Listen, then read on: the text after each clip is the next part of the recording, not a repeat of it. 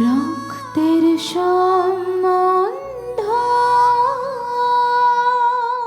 চল চল, ওখানে তোকে পুরোহিত মশাই পুজোর জন্য ডাকছেন।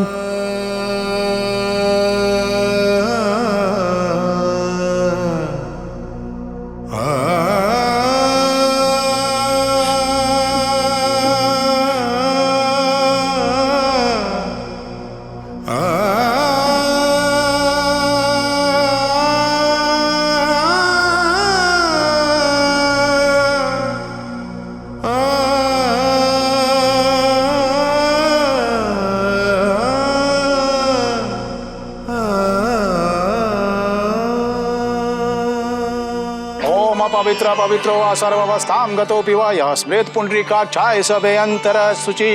ओम स्वस्ति न इंद्रो वृद्धशर्वा।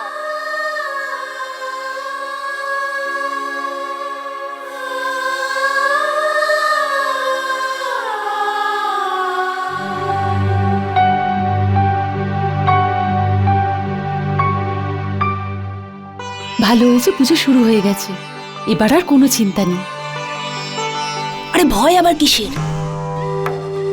ওই অপয়াটা গেছে এই বাড়ির থেকে, এখন আর কোনো অশুভ কিছু ঘটবে না, শুধু বিয়েটাই হবে অঞ্জলির সাথে আমাদের নীরজের।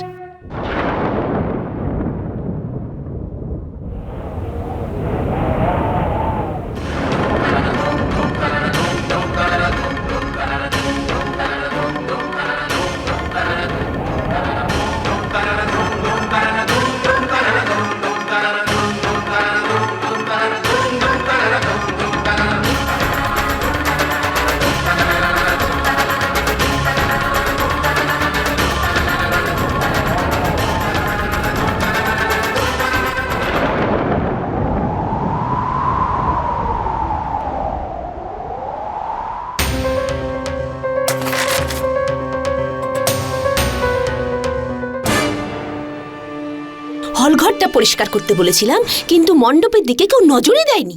কোথাও কিছু পড়ে আছে তো কোথাও কাগজ পড়ে আছে। আরে অঞ্জলি, ঘরের থেকে মোটেও বেরিও না, বিয়ের লগ্ন যখনই শুরু হবে আমি তোমাকে নিজেই নিতে আসবো। ঠিক আছে পিসি। দিদি, আমি আসবো। হ্যাঁ,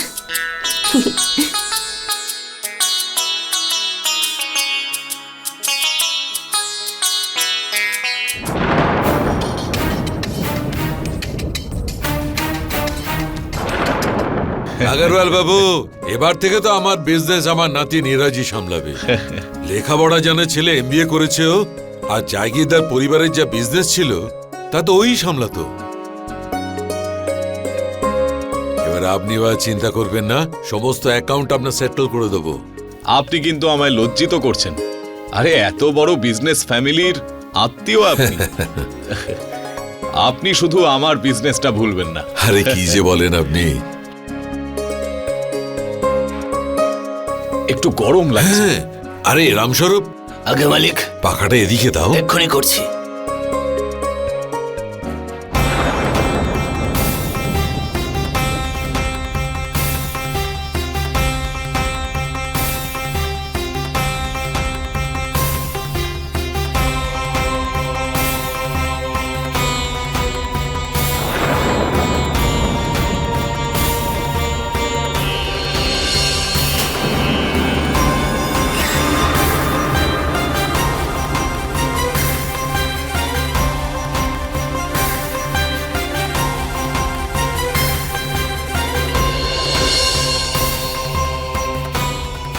বলছি যে 1 মিনিট, আমি এক্ষুনি আসছি। ঠিক আছে ঠিক আছে।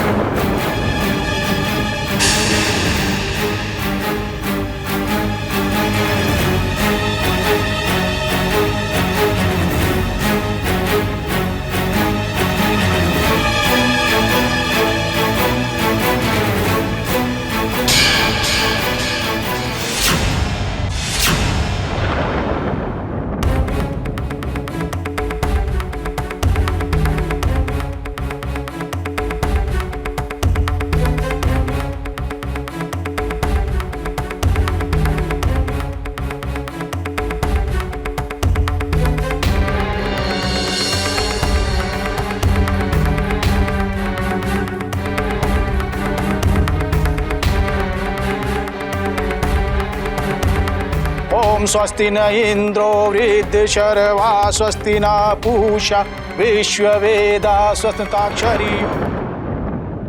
আমি আপনার সাথে যাব কি যাব না সেটা ডিসাইড করার আগে আমি সন্ধ্যার সাথে কিছু কথা বলতে চাই।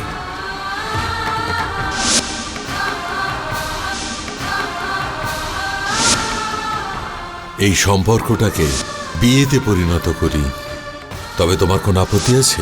দাদু, আমার কেন আপত্তি থাকবে? এভাবে তুমি কি করে পড়ে গেলে সন্ধ্যা? মন কোথায় থাকে তোমার? যদি কিছু হয়ে যেত তো? কিছু হয়নি তো। আর আই প্রমিস কিচ্ছু সিরিয়াস হয়নি। তুমি চাইলে ডক্টরের সাথে কথা বলে নিতে পারো। बुद्धिजीवा सदापाद हृदय विगुनंदन। এখনকার মতো আচার অনুষ্ঠান আর গণেশ পুজো শেষ হলো। বিবাহের লগ্ন শুরু হতে এখনো অনেকটা দেরি। ততক্ষণ আপনারা বিশ্রাম করে নিন। শুভ মুহূর্ত আরম্ভ হলে আমি আপনাদের ডেকে নেব।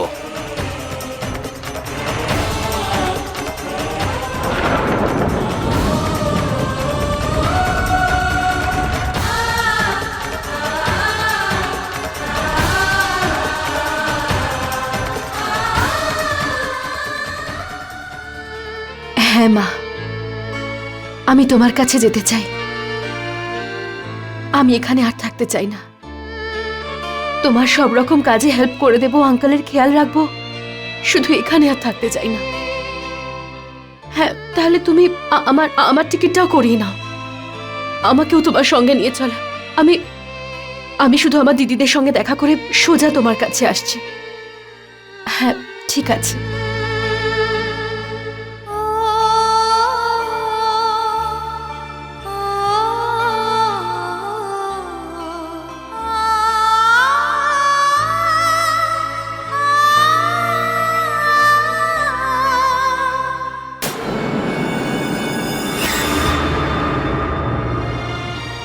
সন্ধ্যা,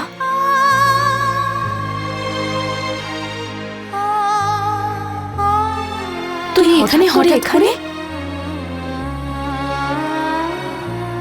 দিদি ফোন করেছিল আমায়। দিদি তো জামাইবাবুর গ্রামে গেছে, কিন্তু দিদি বলল তুই এখানে আছিস, কিন্তু তাড়াতাড়ি চলে যাবি। কি হয়েছে সন্ধ্যা? সব ঠিক আছে তো? আর নীরজ কোথায়? নীরজ আসেনি তোর সাথে? আসলে নীরজ আর আমার সঙ্গে কেন আসবে? আমি যে কাজের জন্য ওর সঙ্গে গেছিলাম সেটা তো হয়ে গেছে। ওর বাড়িতে আছে, ওর পরিবারের সঙ্গে আছে, ওর পরিবার ওকে নিজের করে পেয়েছে। আমার কাজ শেষ হয়ে গেছে, সেই জন্য আমি এখানে চলে এলাম।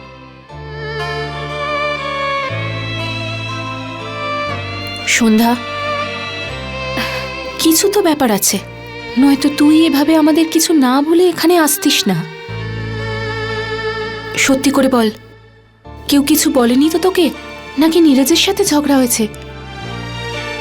না শ্রেয়াদি, আমাকে কেউ কিচ্ছু বলেনি, আর না আমার নীরজের সঙ্গে কোনো ঝগড়া হয়েছে। ওরা তো সবাই খুব ভালো। এতদিন ধরে একদম আমাকে নিজের মেয়ের মতন করে রেখেছিল। আমি নিজেই চলে এলাম ওখান থেকে। তুই বলতে চাস না, তাই তো? ঠিক আছে, আমি নিজেই নীরজকে ফোন করে জিজ্ঞেস করে নিচ্ছি। না সাক্ষীদীপ, এই সময় নীরজ তোমার সাথে কথা বলতে পারবে না, ও খুব বিজি আছে। এমন কি বিজি যে আমার সাথেও কথা বলতে পারবে না? সাক্ষীদীপ, তুমি কেন বুঝতে চাইছো না যে আজ নীরজের বিয়ে হচ্ছে?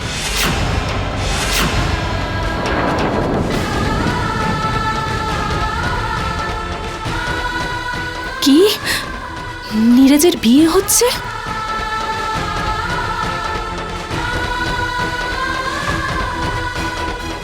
সন্ধ্যা, এটা কি করে হতে পারে? নীরজকে তো তুই ভালোবাসা আর সেই ভালোবাসার পরিণতি পাওয়া দুটো আলাদা আলাদা বিষয়।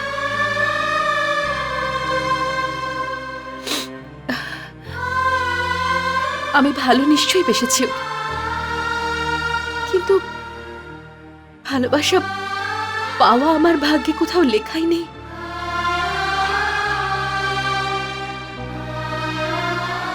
আমি শুধুমাত্র এই বাড়ি থেকেই না, নীরজের জীবন থেকেও অনেক দূরে চলে এসেছি, অনেক দূরে।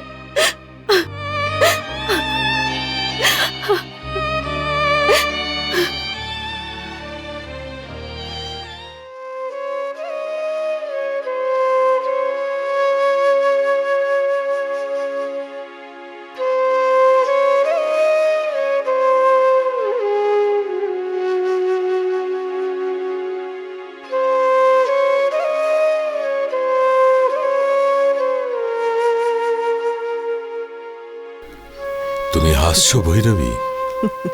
ভাবছি আজকে যেমন তোমার কাছে এই চিঠি এসে পৌঁছলো, ওই দিন যদি তোমার হাতে পৌঁছে যেত। ভৈরবী, একটা কথা কিন্তু আমি বুঝতে পারছি না, যদি সন্ধ্যা আর নীরজ দুজনকে ভালোই বাসতো, তবে নীরজ অঞ্জলিকে চিঠি কেন লিখলো? এটার উত্তর আমার কাছে আছে, কিন্তু আমি বলবো না। সন্ধ্যা আমাকে প্রতিজ্ঞা করিয়েছে যেন কাউকে আমি কিছু না বলি। কিন্তু যদি তুমি নীরজের চিঠি ঠিকমতো পড়তে, তখন তোমার প্রশ্নের উত্তরগুলো তুমি পেয়ে যেতে।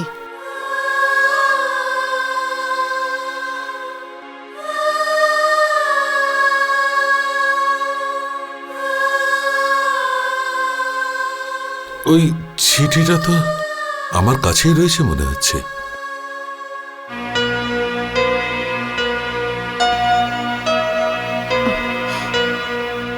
এই যে,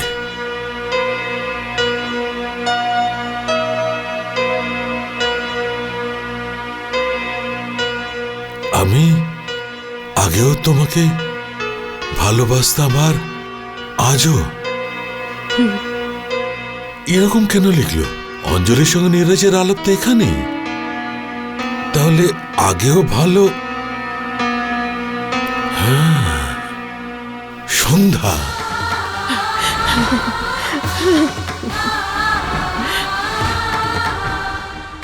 এইবার তুমি ভাবো, নীরজ অঞ্জলিকে কেন বিয়ে করতে রাজি হয়েছে? এই প্রশ্নের উত্তর তোমার কাছেই রয়েছে।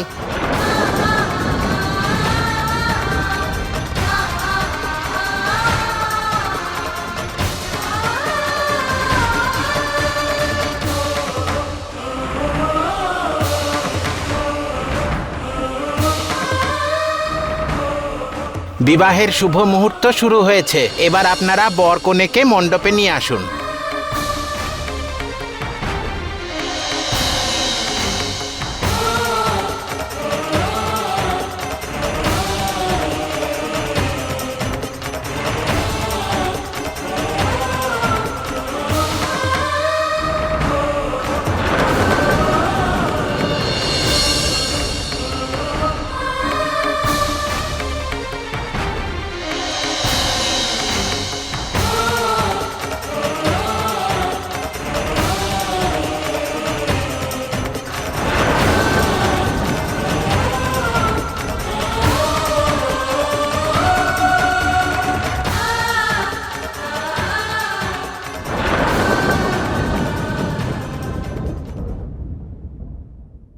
নীরজ বাবা, চলো, বিয়ের লগ্ন শুরু হয়েছে। এক মিনিট।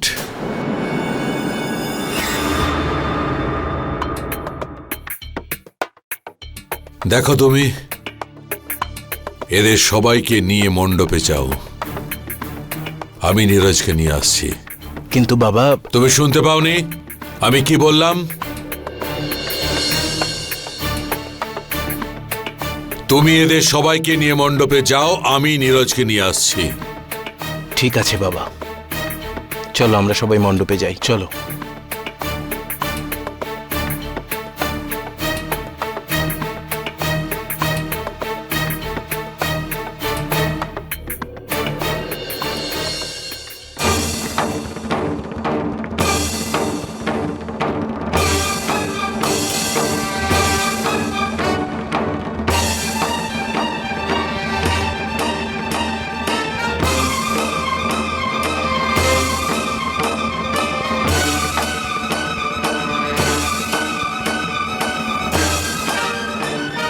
তুই এত পর করে দিয়েছিস তোর দাদুকে, তুই আমাকে কেন বলিসনি?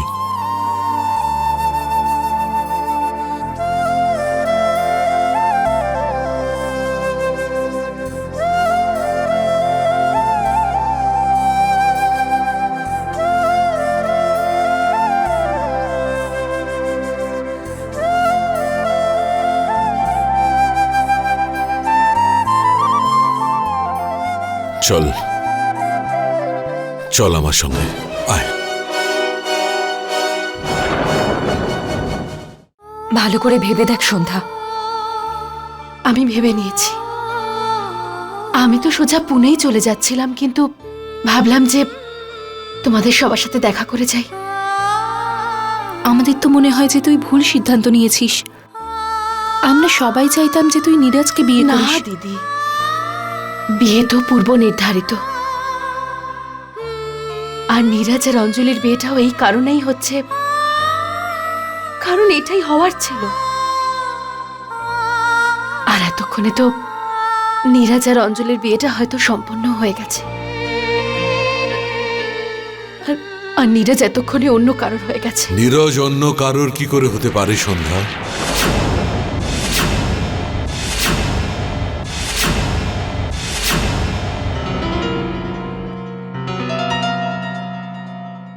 দাদু, আপনি এই সময় এখানে কি করতে? কি করব মা, আসতেই হলো। তুমি যে ওখান থেকে কাউকে কিছু না বলে এখানে চলে এলে। আসলে কি বলুন তো দাদু, আমি যে কাজের জন্য গেছিলাম সেই কাজটা হয়ে গেছিল, আর নীরাজের এবার নতুন জীবন শুরু হতে চলেছে, তাই আমার ওখানে আর কি কাজ? তোমার কি কাজ মা? তুমি ছাড়া তো নীরজের নতুন জীবন শুরুই হতে পারে না।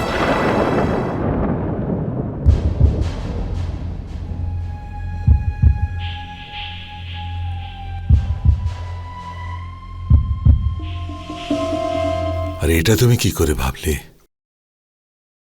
যে তোমাকে ছাড়া নীরজ খুশি থাকবে?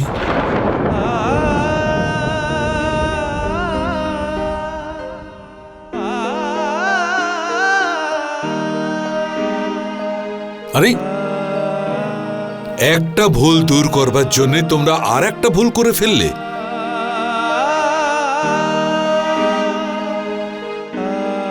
তোমার কি মনে হয়েছিল আমার কথা মেনে নিয়ে তোমরা নিজেদের ভালোবাসাকে বলি দেবে? না মা, একবার আমি আমার ছেলের ভালোবাসা বুঝতে না পেরে বড় ভুল করেছি, এবার দ্বিতীয়বার করব না। আরে যখন তোমরা আমার কথা রাখবার জন্যে নিজেদের ভালোবাসা ত্যাগ করেছো, আর আমি এটুকু করতে পারবো না যে তোমাদের ভালোবাসাকে স্বীকার করে নিই?